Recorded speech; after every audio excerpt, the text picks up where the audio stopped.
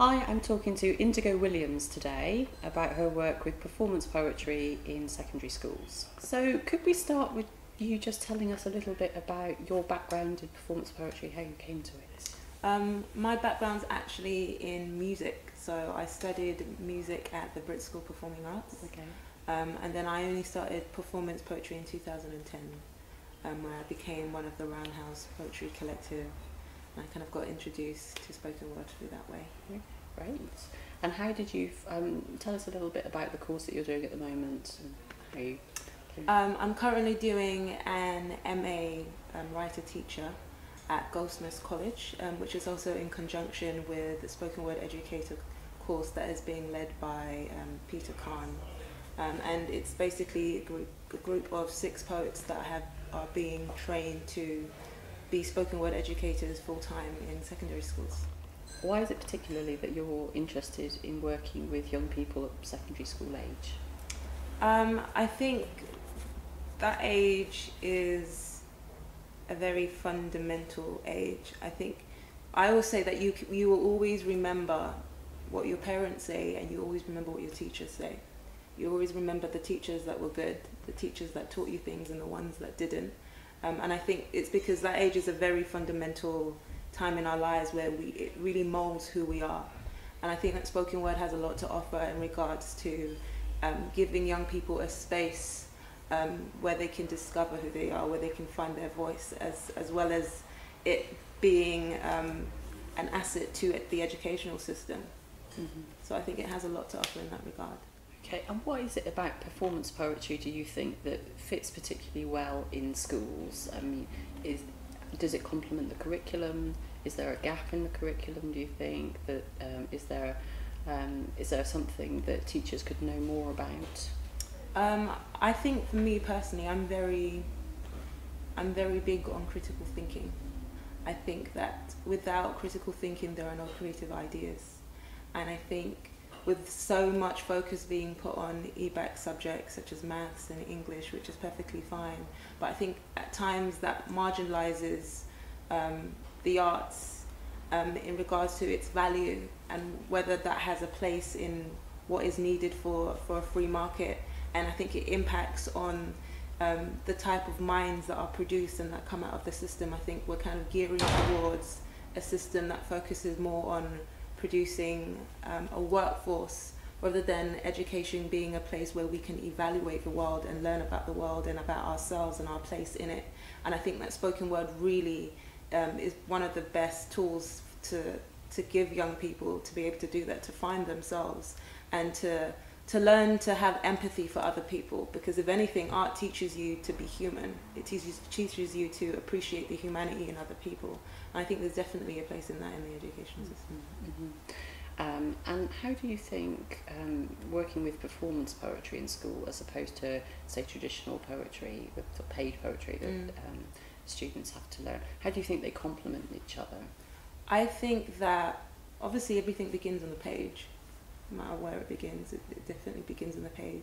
But I think spoken word is particularly powerful, especially for this generation, because we live in such an age that's very visual, and the young people today are very visual, and spoken word is very dynamic, and I think it's a lot more relatable for a lot of young people than someone maybe who lived many years ago that they can't relate to.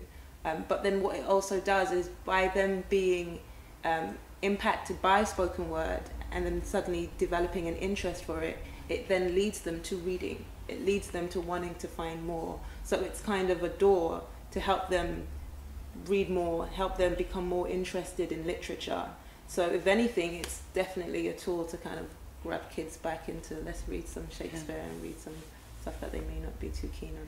And how do you think the performance poet and the teacher, the school teacher, can work together? The performance poet and the school teacher. I think one of the amazing things about the course is that it's giving us an understanding of policies, the policies that in regards, for instance, the teaching standards that all teachers have to be under, and they all have to prove that they're abiding by. And because we're learning about this stuff, it has then informed us as to how we can use spoken word to enable or help teachers to achieve the goals that they have to achieve. For instance, in the new teaching standards, they have to ensure Britishness is something that's implemented.